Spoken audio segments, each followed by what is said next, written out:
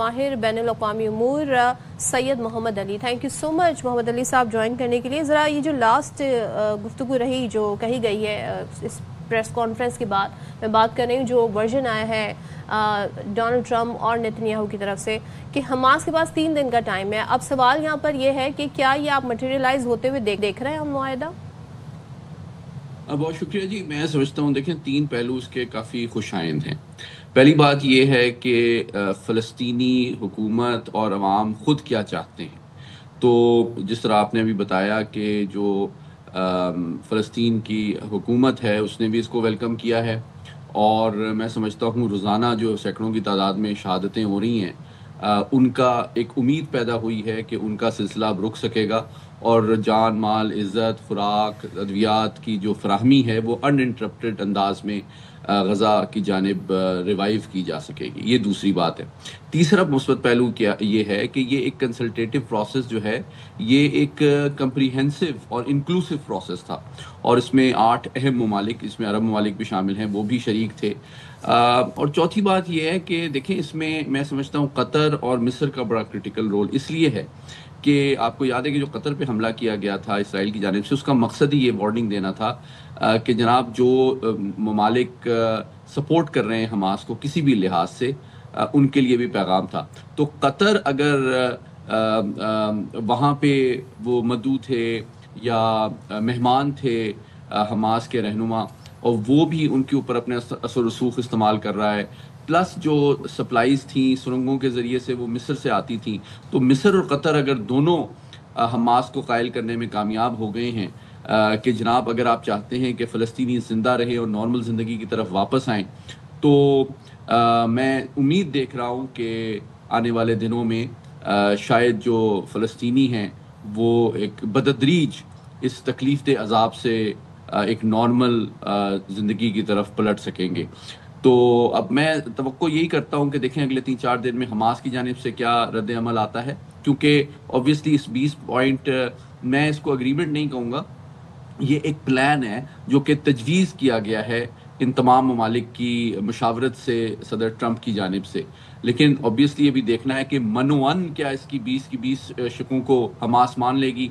मैं समझता हूँ कुछ चीज़ों के ऊपर उनको एतराज़ होगा और कुछ मुज़ाकरात की जो ऑप्शन है या स्पेस है वो मौजूद है। मसलन उसमें कहा गया है कि जनाब सियासी और फौजी एतबार से मुकम्मल हमास डिसआर्म कर लेगी और उसका सियासत और मतलब सलामती में कोई रोल नहीं होगा और उनको फ्री पैसेज दिया जाएगा दीगर ममालिक जाने के लिए। तो ये ऐसे उमूर हैं जो अभी अगले 3-4 दिन में सामने आ जाएगा कि क्या हमास मनवन इसके 20 की 20 नुकात को मानती है या इसमें चंद नुकात के ऊपर जो है एक चीज बताइएगा, मज़ीद मुज़ाकरात हो सकते हैं। इस मुआहिदा के जो पूरा एक प्रोसेस हुआ होगा, ज़ाहिर डायलॉग हुए होंगे, पूरे निकात तय हुए होंगे और जितने मुल्कों ने इसमें अप्रूवल दिया है, हमास की इंक्लूजन थी इस सारे प्रोसेस में? और अगर तो उनकी तरफ से गो हेड है तो फिर ये 3 दिन का टाइम जो दिया गया है ये कितना मैटर करता है और ये टाइम फिर क्यों दिया गया है अगर वो अग्री कर गए हैं? मैंने नहीं कहा कि वो अग्री कर गए, ना उन्होंने कहा है कि वो अग्री कर गए। मैं तो यही सवाल रेस कर रहा हूँ कि ये जो 20 नुकाती प्लान दिया गया है सदर ट्रंप की जानिब से, उसमें उम्मीद ये है कि हमास जिसका इजहार हमारे वज़ीर ख़ारजा ने भी किया है कि अरब ममालिक इस बात की ज़मानत दे रहे हैं कि हमास जो है तवक्को है कि वो इसको मान लेगी, और हमास की जानिब से इसकी मुखालफत भी नहीं की गई है और फ़लस्तीनी हुकूमत की जानिब से भी इसको सपोर्ट किया गया है। तो ये वो हक़ाइक़ हैं जिसकी वजह से इसके इम्कानात हैं कि हमास इसको मान ले। लेकिन मैं ये कह रहा हूँ कि ये बात अज्यूम करना कि 20 के 20 नुकात को मनोवन वो मान लेगी, मैं समझता हूँ कि ये इसको थोड़ा सा देखने की ज़रूरत है। कुछ तजावीज़ जो ज़्यादा सख्त हैं हमास के हवाले से कि उसका सियासत में भी कोई रोल नहीं होगा, किसी और उनको इनखला दिया जाएगा या वो कमिटमेंट देंगे कि इसराइल के ख़िलाफ़ आइंदा कभी वो कोई फ़ौजी कार्रवाई नहीं करेंगे। तो मतलब बात यह है कि ये एकतरफ़ा बात है, क्योंकि इसराइल की जानिब से तो कोई कमिटमेंट नहीं दी गई कि जनाब वो कोई जवाबी कार्रवाई नहीं करेंगे, बल्कि सदर ट्रंप का ये कहना कि जनाब ये 3-4 दिन के अंदर आप जवाब दे दें, वरना इसका मतलब ये है कि इसराइल ये नस्ल कुशी की जो पॉलिसी है वो इसी तरह जारी रखेगा। तो बॉटम लाइन ये है कि अगर फ़लस्तीनी चाहते हैं कि उनकी नस्ल कुशी रुके तो वो हमास को डिसआर्म होने पे मजबूर करें اور یہ گارنٹی دیں تمام عرب اور مسلم ممالک کہ جناب حماس جو ہے وہ فیوچر میں کسی قسم کی فوجی کارروائی اسرائیل کے خلاف نہیں کرے گی. اب یہ بہت بڑی بات ہے, یہ بہت بڑی بات ہے. بالکل ہم دیکھتے ہیں کہ اسحاق ڈار کل پریس کانفرنس کر رہے تھے, وہ یہ کہتے ہیں کہ اولین ترجیح اس وقت جنگ بندی ہے, سیز فائر ہے. عرب ممالک بھی یہی کہتے ہیں, مسلم ممالک بھی یہی کہتے ہیں, ہمارا بھی یہ موقف ہے کہ اس وقت جنگ بندی پرائیورٹی ہے. جس طرح بھی آپ نے کہا کہ عرب ممالک, مسلم ممالک توقع کر رہے ہیں کہ حماس اگری کر جائے گا ان 20 نکات سے. if things go south, خدا نخواستہ, what options does Hamas has? مطلب Hamas is out of options at this point. بہت اہم سوال کیا. دیکھیے میں دوبارہ یہی کہہ رہا ہوں کہ میں سمجھتا ہوں کہ یہ خوشائند پلان ہے, لیکن اس میں سے بیشتر جو ہیں اس کے اوپر پیش رفت پاسبل ہے. لیکن یہ کہنا کہ منون 20 کی 20 شقوں سے حماس مان جائے گا, یہ میرے لیے تھوڑا سا مشکل ہے. لیکن یہ بات آپ سے میں اگری کرتا ہوں کہ جناب دوسری آپشن کا مطلب یہ ہے کہ پھر اگر حماس اس کو نہیں مانتا تو پھر اسی طرح اسرائیل نسل کشی جاری رکھے گا, اور امریکہ جو ہے صدر ٹرمپ کہہ چکے ہیں کہ وہ ان کا ہاتھ نہیں روکیں گے. اور وہ مطلب دا پوائنٹ از کہ اس وقت حماس نے یہ فیصلہ کرنا ہے کہ انہوں نے اپنی فلسطین کے اندر جو سیاست ہے اس کو زیادہ اہمیت دینی ہے یا معصوم فلسطینیوں کی زندگی, جان, مال اور عزت کو زیادہ اہمیت دینی ہے. اگر فلسطینی زندہ رہیں گے تو آزادی کی جدوجہد جو ہے وہ جاری رہ سکتی ہے, لیکن اگر وہ زندہ ہی نہیں رہیں گے اور ان کی نسل کشی ہو جائے گی تو پھر وہ کس کی آزادی کی بات کر رہے ہیں. تو یہ ایک بہت بڑی چوائس ماضی میں بھی بڑے معاہدے ہوئے, ماضی میں بھی بڑی ڈیکلریشنز ہمارے سامنے آئی ہیں, چاہے وہ ایجپٹ اس میں انوالو رہا ہو, ہم اور دیگر اوسلو والی بات کر لیں یا پھر ابراہیم اکارڈ کی بات کی جاتی ہے. آپ کے خیال میں یہ جو ہم معاہدے ہیں اور جس کے نکات ہیں یہ ان معاہدوں سے کتنے مختلف ہیں؟ دیکھیے یہ بنیادی طور پہ غزہ کے مستقبل کے حوالے سے معاہدہ ہے, ایک بین الاقوامی معاہدہ ہے جو کہ ابھی معاہدہ کا لفظ مناسب نہیں ہے, پلان ہے. معاہدہ تو تب ہوگا جب حماس اس کو مان لے گی اور اس پہ سائن کر لے گی. صحیح. تو دوسری بات یہ ہے کہ اس میں چونکہ تمام پارٹیز انوالو ہیں, عالمی طاقتیں بھی انوالو ہیں, عرب ممالک ہیں, مسلمان ممالک ہیں, فلسطینی اس میں شامل ہیں, تو ان کی توقعات و خواہشات کے مطابق دیکھیں یہ فلسطین کا کوئی مستقل دیرپا اقوام متحدہ کی قراردادوں کے مطابق حل نہیں ہے یہ پلان. لیکن ایک امید پیدا ہوئی ہے کہ جناب فلسطینیوں کی جان, مال اور عزت کو ریسٹور کیا جائے, اسرائیل کی جارحیت بند کی جائے, ان کے لیے خوراک, ادویات اور ہیومینیٹیرین ریکنسٹرکشن کا پروسیس دوبارہ شروع کیا جائے. تو یہ بھی میں سمجھتا ہوں کہ ایک مثبت پیش رفت ہے, لیکن یہ الٹیمیٹ سولوشن نہیں ہے, اس کی طرف ایک قدم ہے جس کو مسلسل سفارتکاری کے ذریعے مسلم ممالک اور عرب ممالک کے دباؤ کے ذریعے سے اس پہ زور دینا ضروری ہے. اور یہ بات کہنا بہت ضروری ہے کہ ہمارے وزیر خارجہ نے بھی کل واضح کیا, اس معاہدے کا مقصد صرف جنگ بندی ہے, زندہ رہنے کا فلسطینیوں کو حق دینا ہے. اس کا مطلب یہ نہیں ہے کہ جو ہمارا اصولی موقف ہے کہ دو ریاستی سلوشن ہونا چاہیے, ایک آزاد ریاست بننی چاہیے فلسطینیوں کی, اس سے کوئی ہم نے ڈپارچر کیا ہے یا ریٹریٹ کیا ہے, تو ایسی بات بالکل نہیں. سید محمد علی صاحب, یہ جو 20 نکاتی ایجنڈا پروپوز کیا گیا ہے اس میں ایک تو امپورٹنٹ چیز یہ ہے کہ غازہ میں ٹیکنوکریٹ گورنمنٹ قائم کی جائے گی, ٹرانزیشنل بورڈ کے جو سربراہ ہوں گے وہ ڈونلڈ ٹرمپ خود ہوں گے. پیس میکنگ آرمی کی جو پیس آرمی ہے اس کے بارے میں بڑی بات ہو رہی ہے, اس کی بڑی چرچا ہو رہی ہے, اور وہ جو پیس آرمی ہے وہ مسلم نیشنز کے مجموعے سے بنے گی. اس میں پاکستان کا کردار کس حد تک ہے اس پیس آرمی میں؟ دیکھیے میں سمجھتا ہوں اس میں کچھ چیزیں ابھی سامنے آنا باقی ہیں.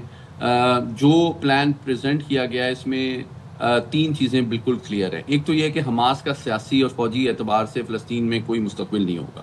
دوسری بات یہ ہے کہ ایک ٹیکنوکریٹ گورنمنٹ لائی جائے گی جو کہ ریکنسٹرکشن ریہیبلیٹیشن کا پروسیس شروع کرے گی. اور تیسری بات یہ ہے کہ جناب جس طرح آپ نے کہا کہ وہاں پہ ایک انٹرم پیس کیپنگ فورس اگر آتی ہے مسلم ممالک یا عرب ممالک کی تعاون سے, تو اس میں ڈیفینیٹلی 2 سوال بڑے امپورٹنٹ ہیں. یہ دیکھنا ہوگا کہ یہ کس عالمی ادارے یا مینڈیٹ کے اندر کام کرے گی. پاکستان کا ہمیشہ سے خارجہ پالیسی کا اصولی موقف رہا ہے, چاہے وہ افغانستان کے اندر ہو, چاہے عراق کے اندر ہو, کبھی بھی پاکستان نے فورن انٹرونشن کی مخالفت کی ہے, اور پاکستان یہ زور دیتا رہا ہے کہ عالمی قانون اور اقوام متحدہ کے مینڈیٹ کے ساتھ اس طرح کی ڈپلائمنٹ ہونی چاہیے، تاکہ اس کا مقصد پیس کو قائم رکھنا ہے اور جنگ اور مزید عدم استحکام کے خطرات کو کم کرنا ہے۔ لیکن ڈیفینیٹلی یہ امپورٹنٹ سوال ہے کہ یہ فوج کس کے زیر کمان ہوگی؟ کیا یہ اقوام متحدہ کی سیکیورٹی کونسل کے زیر کمان ہوگی؟ کیا یہ جو ڈھانچہ کریٹ کیا جا رہا ہے صدر ٹرمپ اور ٹونی بلیئر کے زیر سربراہی، کیا اس کے تابعہ ہوگی؟ کیا یہ OIC کے تابعہ ہوگی؟ کیا یہ فلسطینی حکومت کے تابعہ ہوگی؟ تو یہ وہ سوال ہیں، کیونکہ اسی کے نتیجے میں پھر یہ فیصلہ ہوگا کہ جناب ان کے رولز آف انگیجمنٹ کیا ہوں گے۔ کیا وہ اگر اسرائیل نے دوبارہ جارحیت کی تو وہ ان کے خلاف جوابی کارروائی کا مینڈیٹ اور اختیار رکھیں گی؟ اس کا بجٹ کہاں سے آئے گا؟ یہ وہ سوال ہیں جو میں سمجھتا ہوں کہ ابھی ان تمام مسلم اور عرب ممالک جو کہ اس پروسیس میں شامل ہیں ان کی جانب سے طے اور واضح ہونا باقی ہے۔ اچھا، UN آپ نے کہا جو پیس کیپنگ مشن UN کا اپنا ہوا کرتا ہے اور وہی اسی کرائسس کی کہیں بھی سچویشن ہوتی ہے وہاں ڈپلوائے ہوتا ہے، اس کے ہوتے ہوئے پھر کیوں یہ طے پایا کہ جی ایک استحکام فورس بنائی جائے گی؟ یا آپ سمجھتے ہیں کہ اس میں ابھی UN کا انکلوژن ہونا باقی ہے جس کا رول ڈونلڈ ٹرمپ جو ہیں وہ اس کو اتنا ایکسیپٹ کرتے ہوئے ہمیں نظر نہیں آتے؟ دیکھیے، یہ جو پلان ہے اس کا جو اصولی موقف ہے اقوام متحدہ کی قرارداد جو موجود ہے فلسطین کے مسئلے کے حوالے سے، اس سے کوئی تعلق نہیں ہے۔ اچھا، اس لیے اس کو سمجھنا بہت ضروری ہے کہ یہ ڈونلڈ ٹرمپ صاحب کا 8 اہم مسلم اور عرب ممالک کی مدد سے، ان کی مشاورت سے جنگ بندی کا ایک منصوبہ ہے۔ یہ مسئلے فلسطین کا کوئی دیرپا اور فائنل عالمی قانون اور اقوام متحدہ قراردادوں کے مطابق حل نہیں ہے، یہ اس کی جانب ایک قدم ہے۔ بنیادی بات میں واضح کرنا چاہتا ہوں کہ اس کا مقصد فوری طور پہ جنگ بندی کو ممکن بنانا اور فلسطینیوں کو زندہ رہنے کا حق دینا، ان کے خلاف جارحیت کو روکنا، ان کی غذا، ان کی خوراک، ان کی ریکنسٹرکشن، ان کی ادویات کی بحالی ہے۔ اس کا مطلب یہ نہیں ہے کہ فوری طور پہ فلسطین کا مسئلہ حل ہو جائے گا یا اس کی کوئی گارنٹی امریکی صدر یا اسرائیلی صدر دے رہے ہیں، تو ایسی بات نہیں ہے۔ اس کے اوپر پیرلل میں جنگ بندی ہوگی تو باقی چیزوں کی طرف، امن کی طرف، آزاد ریاست کی طرف، دو ریاستی سلوشن کی طرف بھی پیش رفت ہو سکے گی۔ تو ابھی یہ فوری جو معاملہ ہے جانیں بچانے کا ہے، زندگی کو بحال کرنے کا ہے غزہ میں، اور پھر بتدریج ساتھ ہی ساتھ ہمیں سفارتی اور سیاسی کوششیں جاری رکھنے کی ضرورت ہے کہ ہم 2 ریاستی سلوشن کی طرف بھی پرامن انداز میں بڑھ سکیں۔ سید محمد علی صاحب، یہ تو ہم دیکھ رہے ہیں کہ یورپین یونین اور یونائٹڈ نیشنز کو خاص کارآمد ثابت نہیں ہوئے جنگ بندی کروانے میں پچھلے 2 سالوں سے۔ کبھی آپ نے تاریخ میں ایسی آپ کو مثال آپ نے دیکھی ہے کہ کوئی کراس مسلم ورلڈ کنسنسس کسی بڑے ایشو پر آج سے پہلے ہوا ہو؟ دیکھیں، یہ واقعی افسوسناک حقیقت ہے کہ دوسری جنگ عظیم کے بعد جو عالمی نظام مغربی طاقتوں نے مرتب کیا، اس میں بنیادی وعدہ اس انٹرنیشنل ورلڈ آرڈر کا یہی تھا کہ چاہے خوشحالی ہو، چاہے سلامتی ہو، چاہے خود مختاری ہو، اس کی یہ 5 بڑی طاقتیں جو سیکیورٹی کونسل کی پرماننٹ ممبر ہیں وہ ضمانت دیں گی، اور باقی ریاستیں جو ہیں ان کی سلامتی، خود مختاری، خوشحالی، ترقی کے سفر میں ان کی مدد کریں گی۔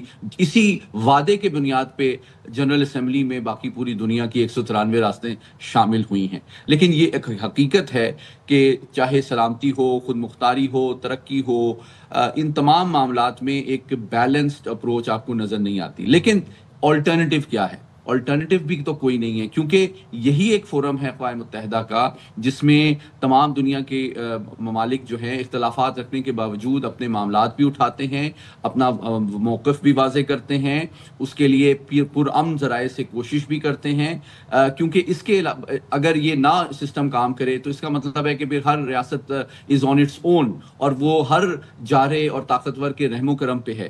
تو بات آخری میری یہ ہے کہ پاکستان کی مثال پوری دنیا کے سامنے سب سے زبردست ہے کہ پاکستان قائد اعظم کے اصولوں کے مطابق ہمیشہ ظالم کی کو کنڈیم کرتا ہے، مذمت کرتا ہے، اور مظلوم کے ساتھ کھڑا ہوتا ہے ہر فورم پہ، چاہے وہ عرب لیگ ہو، OIC ہو، برکس ہو، یا SCO ہو، یا اقوام متحدہ ہو، سیکیورٹی کونسل ہو، OIC ہو۔ لیکن ہم ساتھ ہی ساتھ مضبوط قوت بازو بھی رکھتے ہیں۔ جب بھی کسی دشمن نے ہم پہ جارحیت کی تو ہم نے اس کے دانت کھٹے کیے۔ تو بات دراصل یہ ہے کہ قانون کے ساتھ کھڑا ہونا، اصولوں کے ساتھ کھڑا ہونا، اور پرامن ذرائع سے مسائل کو حل کرنا پاکستان کا موقف رہا ہے، لیکن ساتھ ہی ساتھ ہمیں دشمن سے پہ چوکنا بھی رہنا چاہیے، قوت بازو بھی ہونی چاہیے، تاکہ دشمن آپ کی امن کی خواہش کو کمزوری نہ سمجھے۔ یہ وہ میسج ہے جو پوری اسلامی دنیا خصوصاً عرب ممالک کے لیے بھی ایک مثال کی حیثیت رکھتا ہے۔ آج جو ہمیں احترام مل رہا ہے، جو ہمیں بلایا جا رہا ہے وائٹ ہاؤس میں بار بار، اس کی کیا وجہ ہے؟ ہم نے جس طرح سے عبرتناک شکست چند گھنٹوں میں بھارت کو دی ہے، اس نے دنیا کو ثابت کر دیا ہے کہ پاکستان مضبوط بھی ہے، طاقتور بھی ہے، لیکن ذمہ دار بھی ہے، اور امن اور سلامتی کے لیے اپنا رول نہ صرف جنوبی ایشیا، مشرق وسطیٰ میں بھی پلے کرنے کی صلاحیت اور اہلیت رکھتا ہے۔ ٹھیک ہے، محمد علی صاحب اس ساری صورتحال پر بات کر رہے تھے، اور دیکھتے ہیں جی، کیونکہ ابھی تو حماس کی جانب سے اس ساری صورتحال پر اگری کرنا باقی ہے، جس کے لیے ڈونلڈ ٹرمپ نے انہیں 3 دن کا ٹائم بھی دیا۔ تھینک یو سو مچ سید محمد علی، ساری صورتحال پر بات کر رہے تھے، تو دیکھتے ہیں جی اس پہ آگے آنے والے دنوں میں مزید کیا ڈیولپمنٹ۔ بالکل جی، اور ایک پازیٹیو چیز میں ہمیں یہ نظر آ رہی ہے کہ مسلم ورلڈ کنسنسس آج سے پہلے ہم نے اس حد تک نہیں دیکھا، اور پاکستان اس میں ایک کی رول ادا کر رہا ہے۔ محمد علی صاحب نے بالکل درست فرمایا کہ پاکستان کی ملٹری ڈپلومیسی اور پولیٹیکل ڈپلومیسی کا ایک پیج پر آنا، سنرجی کے ساتھ چلنا ایک بڑا مضبوط بیس فراہم کرتا ہے پاکستان کی اس نیو امیج کو۔